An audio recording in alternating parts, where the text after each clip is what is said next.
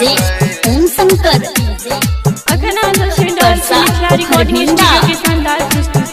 होली खेलेला हम ये बउई तो लगई, होली खेलेला हम ये बउई तो लगई, होली खेलेला हम ये बउई तो लगई। तोहर रंग देव गोरे गोरे गाल गई, तोहर रंग देव गोरे गोरे गाल गई, तोहर रंग देव गोरे गोरे गाल गई। अभिराम लगो तो तोरा रंग गई, तोहर रंग देव गोरे गोरे गाल गई, तोहर रंग देव गोरे गोरे गाल गई, गाल गई। तोहर रंग देव गोरे गोरे गाल गई, गाल गई। डीजे ओम शंकर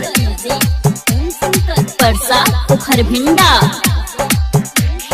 झुमका नथिया तोहरा के देह बहू ऊपर से नीचा रंग लगे बहू, ऊपर से नीचा रंग लगे बहू। झुमका नथिया तोहरा के देह बहू ऊपर से नीचा रंग लगे बहू, पिचकारी में भरल छे रंग गई, पिचकारी में भरल छे रंग गई, पिचकारी में भरल छे रंग गई। रंग देबो तोहर गोरे गोरे गाल गई, तोहर रंग देबो गोरे गोरे गाल गई, गाल गई।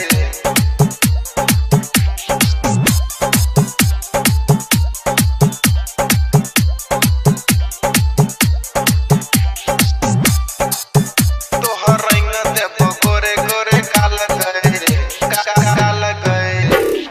डीजे ओम शंकर परसा पोखर भिंडा। अभिराम से तू होली के खेले है, सिंगर सुमन के गहना बजई है, सिंगर सुमन के गहना बजई है। अभिराम से तू होली के खेले है, सिंगर सुमन के गहना बजई है, गहना बजई है। उमे सब हाल तो तोरा मचा गई, उमे सब हाल तो तोरा मचा गई, उमे सब हाल तो तोरा मचा गई। रंग देबो तोहर गोरे गोरे गाल गई, रंग देबो तोहर गोरे गोरे गाल गई, रंग देबो तोहर गोरे गोरे गाल गई। होली खेलेला हम ये बउई तो लगई, रंग देबो तोहर गोरे गोरे गाल गई, तोहर रंग देबो गोरे गोरे गाल गई, गाल गई, गाल गई। अखन अहाँ सब सुनि रहल छी मिथिला रिकॉर्डिंग स्टूडियो के शानदार प्रस्तुति।